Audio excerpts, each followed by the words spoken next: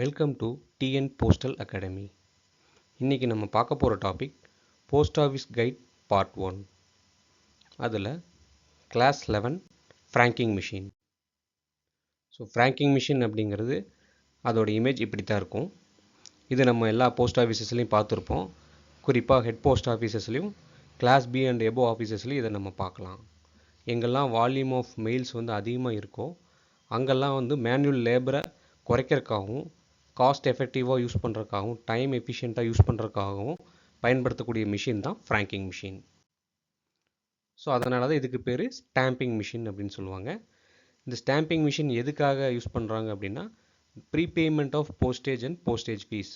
அதாவது மேனுவலாக ஒரு ஆர்டிக்கிளுக்கு ஸ்டாம்ப் போட்டுறது நம்ம ஈஸியாக பண்ணிடலாம். இப்போ 1 ஆர்டிகல்ஸ் 2 ஆர்டிகல்ஸ் அப்படின்னா நம்ம ஈஸியாக பண்ணிட முடியும். இதே பல்காக வருது, ஸ்கேல்ஸில் லார்ஜ் ஸ்கேல்ஸில் வருது அப்படின்னா உங்களுக்கு ரொம்ப டைம் கன்சியூம் ஆகும். அதை அவாய்ட் பண்ணிக்கிறதுக்காக ரொம்ப எஃபிஷியண்ட்டாக வேலையை முடிக்கிறதுக்காகவும் அக்யூரேட்டாக இருக்கிறதுக்காகவும் பயன்படுத்தக்கூடிய மிஷின் தான் இந்த ஃப்ராங்கிங் மிஷின். இது மோஸ்ட்லி ப்ரீபெய்டு போஸ்டேஜ் அப்படின்னு சொல்லுவாங்க. அதாவது நம்ம ஆல்ரெடி ஸ்டாம்ப்ஸ் யூஸ் பண்ணி புக்கிங் பண்ணுவோம் இல்லைங்களா, அது மாதிரியான ஆர்டிகல்ஸ் தான். இது ஆர்டினரிக்கும் யூஸ் பண்ணுவாங்க, உங்களுக்கு அக்கௌண்டபிள் ஆர்டிகல்ஸ்க்கும் யூஸ் பண்ணுவாங்க. RMFS stands for remotely managed franking system. Remotely manage franking சிஸ்டம்னா ஒன்றும் இல்லை. இதில் ஒர்க் ஆகக்கூடிய அந்த மீட்டர் ரீடிங்ஸ் எல்லாமே ரிமோட்டில் கண்ட்ரோல் பண்ணுவாங்க. அதாவது மேனுவலாக அதோட டேட்டா எதுவும் நம்ம டேம்பர் பண்ண முடியாது. இது ஃபுல்லி செக்யூர்டு சிஸ்டம். இது லேட்டஸ்ட்டாக இருக்கிறனால அக்யூரேட்டாக இருக்கிறனால இதை நம்ம எல்லாருமே இப்போ யூஸ் பண்ணிகிட்ருக்கோம். RMFS is an advanced franking system operated through a remote server. Franking impression consists of value die and licence tie.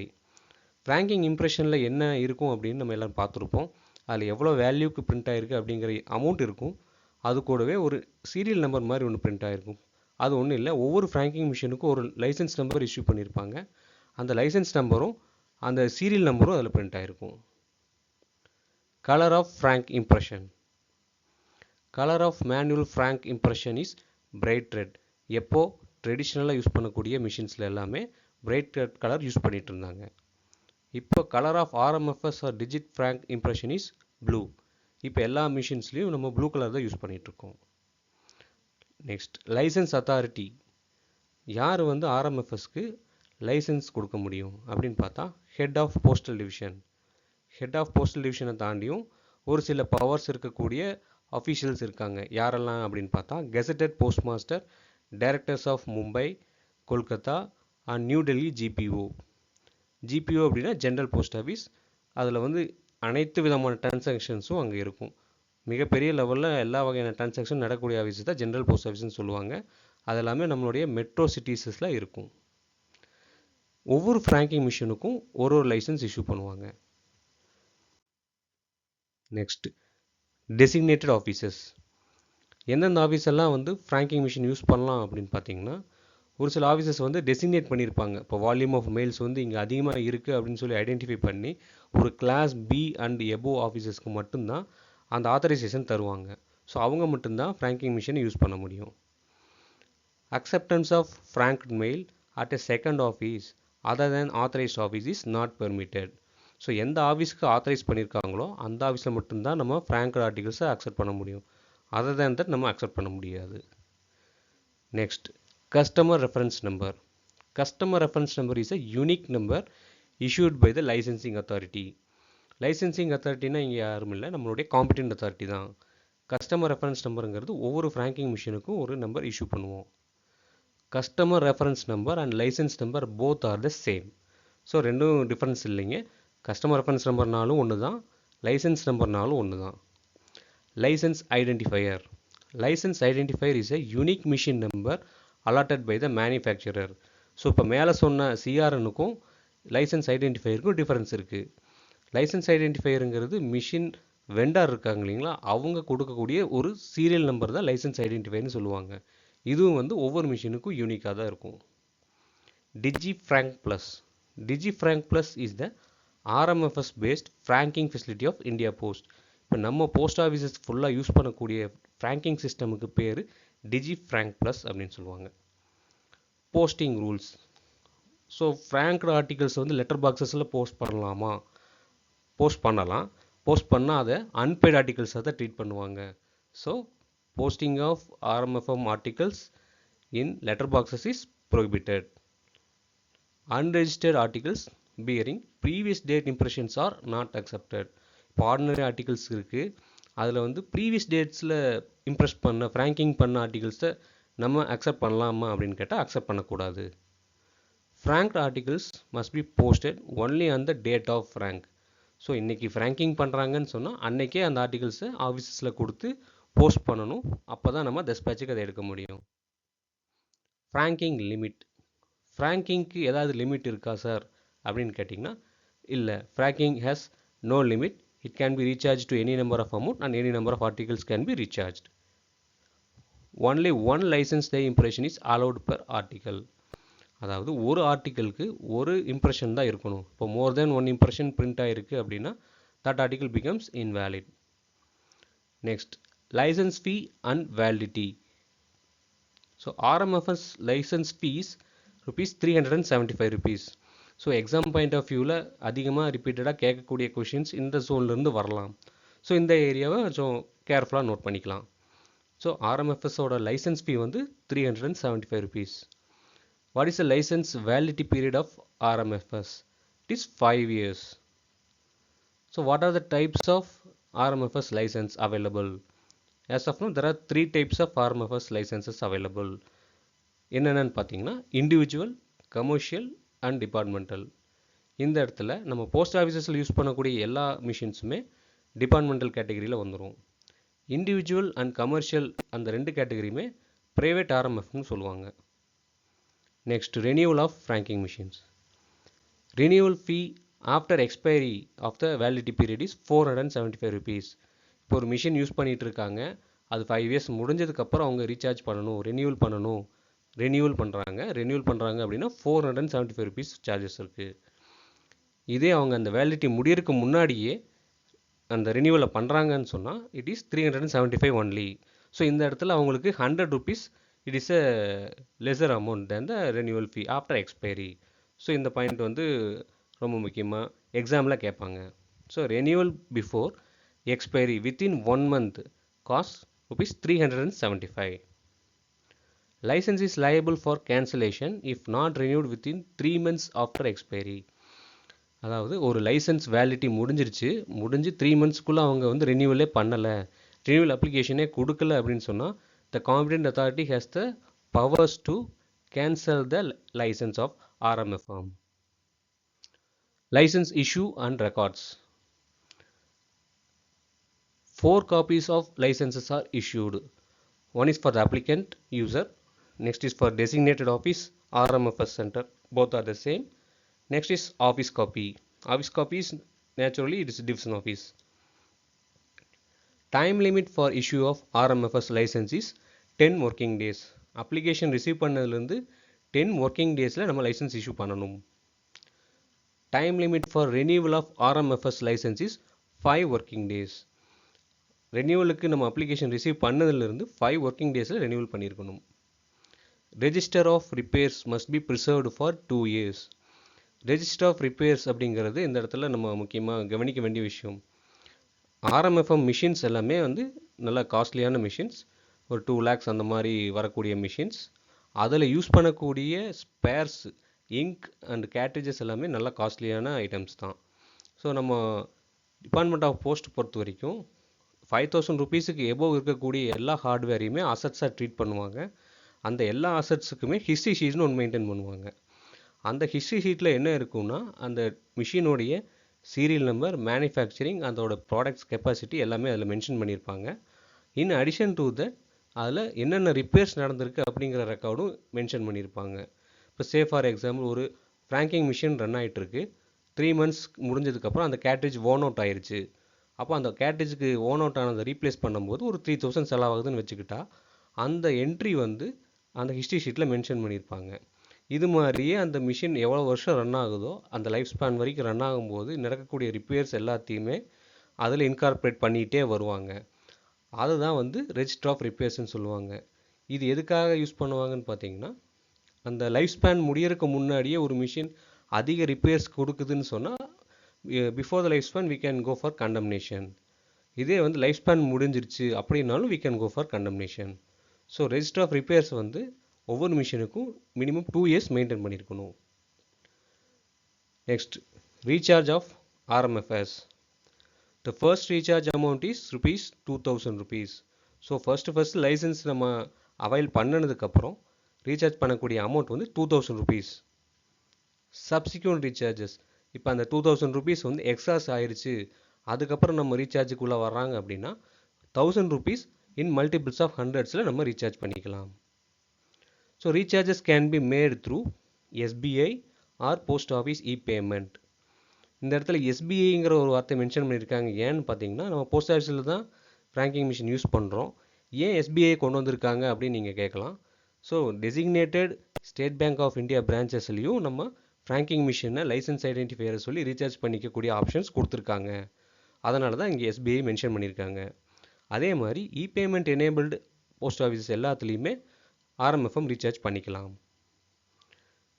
எஸ்பிஐலேருந்து எப்படி மிஷினுக்கு வருது அப்படின்னா DOP server dials bank server daily at 10 PM.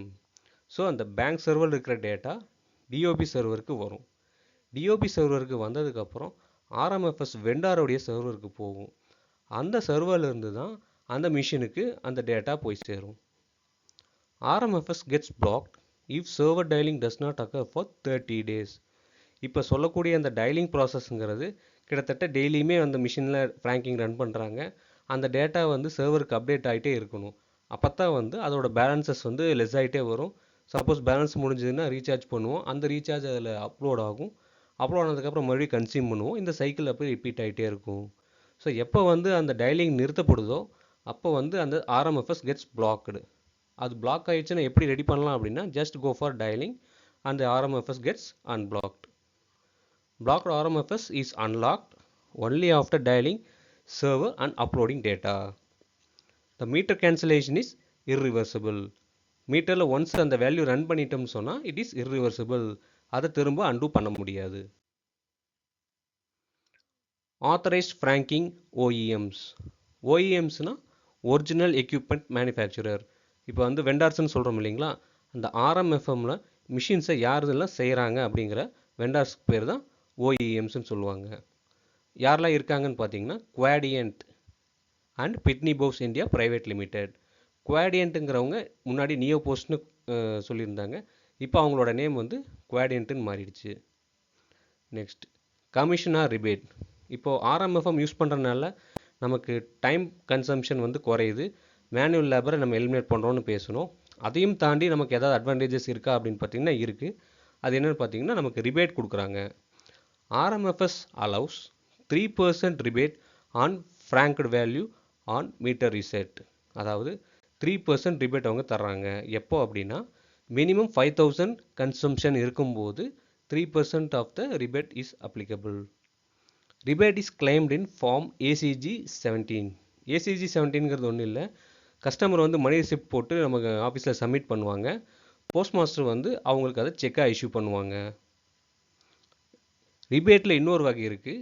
எப்போ அப்படின்னா இப்போ பல்காக கொடுக்குறாங்க, ஒரு 2000 ஆர்டிகல்ஸ் கொடுக்கும்போது அதை பின்கோட் வைஸ் ஷார்ட் பண்ணி அவங்க தராங்க அப்படின்னு சொன்னால் அடிஷ்னலாக 2% ரிபேட் அவங்களுக்கு கிடைக்குது. ஸோ ஃபஸ்ட்டு ஒரு 3% வந்து அவங்களுக்கு 5000 ரன் பண்ணும்போது கிடைச்சிரும். அடிஷ்னல் 2% எப்போ கிடைக்கும் அப்படின்னா பின்கோட் வைஸ் ஷார்ட் பண்ணி கொடுக்கும்போது அந்த வால்யூம் வந்து ஷார்ட் பண்ணி கொடுக்குறாங்க அப்படின்னா அந்த கஸ்டமருக்கு 2% அடிஷ்னல் ரிபேட் தராங்க.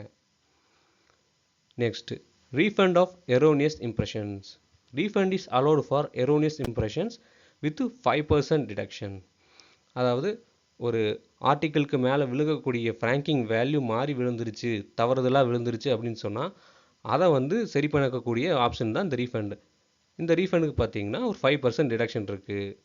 இந்த டிடக்ஷன் எப்போக்குள்ளே கிளைம் பண்ணணும் அப்படின்னா impression must be clear and eligible. Refund claim must be made within 1 month.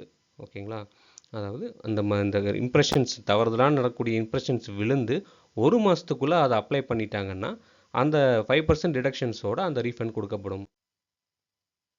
Refund of unused postage units. Refund of unused postage யூனிட்ஸ்னால் என்னென்னா இப்போ ஒரு ஃப்ராங்கிங் மிஷினில் ரீசார்ஜ் பண்ணியிருக்காங்க. அதில் ஒரு பார்ஷியலாக அவங்க ரன் பண்ணிட்டாங்க. பேலன்ஸ் அதில் ஒரு அமௌண்ட் இருக்குது. ஆனால் மிஷினோட ரிப்பேர் கண்டிஷன்னால் அதை வந்து அவங்க யூஸ் பண்ண முடியல அப்படிங்கும்போது அந்த அமௌண்ட்டை அவங்க ரீஃபண்ட் கேட்டுக்கலாம். அந்த ரீஃபண்டை யாரெல்லாம் அப்ரூவ் பண்ணலான்னா head of circle, head of departments can sanction the refund. Refund is admissible only when the machine is condemned or discontinued. அதாவது மிஷின் அதோட லைஃப் ஸ்பேனை முடிஞ்சிருச்சு அப்படிங்கும்போது அதை வந்து ரீஃபண்ட் கிளைம் பண்ண முடியும். அதே டிஸ்கன்டினியூட் அப்படிங்கிறது சம் அன்ஃபோர்சீன் ரீசன்ஸ்னால அந்த ப்ராடக்டை மேற்கொண்டு அவங்க ரன் பண்ண முடியல அப்படின்னு சொல்லும்போது அந்த அப்ளிகண்ட் நம்மக்கிட்ட ரீஃபண்ட் கிளைம் கேட்பாங்க. ஸோ அந்த மாதிரி கண்டிஷன்ஸ்லையும் நம்ம ரீஃபண்ட் கொடுக்கலாம். Refund claim must be submitted within 3 months from the date of condemnation or discontinuation. அதாவது லைஃப் ஸ்பேன் முடிஞ்சிருச்சுன்னு சொன்னால் இட் இஸ் கால்டு கண்டம்னேஷன். இதே டிஸ்கண்டினியூஷன்னா லைஃப் ஸ்பேன் முடியலை, லைசன்ஸ் பீரியடும் முடியலை, in between that it is not being used அப்படிங்கும்போது it is called as discontinuation. So அந்த அப்ளிகண்ட் 3 monthsக்குள்ளே, அதாவது மிஷின் கண்டம்னேஷன் ஆகி 3 monthsக்குள்ளே அல்லது டிஸ்கண்டினியூஷன் ஆகி 3 monthsக்குள்ளே அப்ளிகேஷன் சப்மிட் பண்ணிட்டாங்கன்னு சொன்னால் then they are eligible for the refund of the unused postage amount. Advertisement.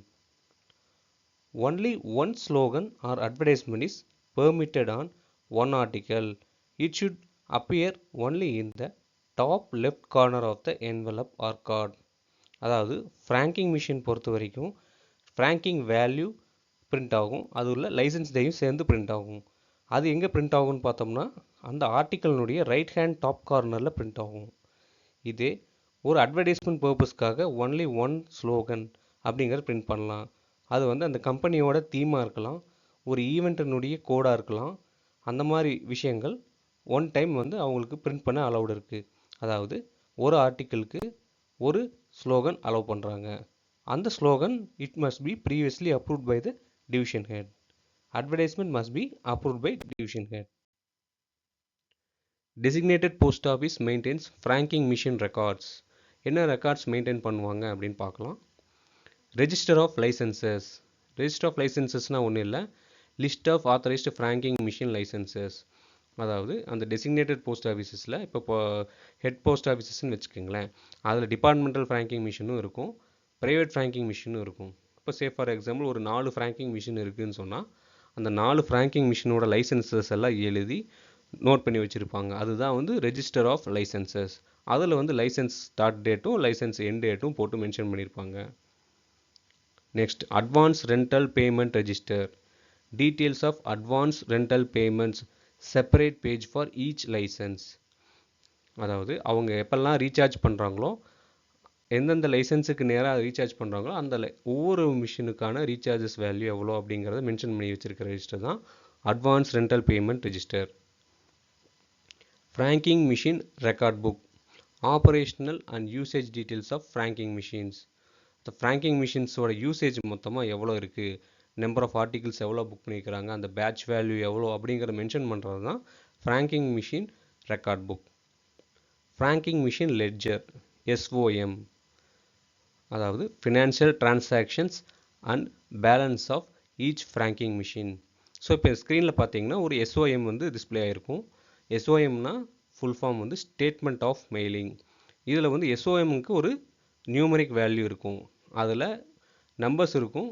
அந்த நம்பர்ஸ் பேஸ் பண்ணி அது எந்த பேட்சுன்னு நம்ம ஐடென்டிஃபை பண்ணிக்கலாம். இப்போ பேட்சாக ஆர்டிகல்ஸ் ரன் பண்ணும்போது SOM இருக்கும், இது எந்த பேட்ச் ரன் பண்ணுறாங்க அப்படிங்கிறது SOM வச்சு நம்ம ட்ராக் பண்ணிக்கலாம். ஸோ ஒவ்வொரு டேட்டுக்கும் ஒரு SOM க்ரியேட் ஆகும். அந்த SOMல பார்த்தீங்கன்னா என்னென்ன இருக்கும்னா அசெண்டிங் ரெஜிஸ்டர் இருக்கும், டிசெண்டிங் ரெஜிஸ்டர் வேல்யூ இருக்கும், பேட்ச் வேல்யூ இருக்கும், பேட்ச் ஐட்டம் கவுண்ட் இருக்கும், அப்புறம் லைசன்ஸ் வேல்யூ இருக்கும், அந்த மிஷினோட லைசன்ஸ் இருக்கும். ஸோ இந்த எல்லா டீட்டெயில்ஸும் சேர்ந்து வரக்கூடிய ஐட்டம் தான் ஸ்டேட்மெண்ட் ஆஃப் மெயிலிங், SOM. அது ஃப்ராங்கிங் மிஷின் லெட்ஜர்னு சொல்லுவாங்க. நம்ம ஃப்ராங்கிங் மிஷின் சம்மந்தமாக ப்ரீவியஸ் இயர் கொஷின்ஸ் என்னென்னலாம் கேட்டிருக்காங்க அப்படிங்கிறத டிஸ்கஸ் பண்ணலாம். What does franking machine indicate on postal articles? So franking machine postal articles மேலே என்ன பண்ணுறாங்க, என்ன பண்ணுது அப்படின்னு சொல்லி பார்த்தா, it is nothing but payment of postage. It is a prepaid mode of device.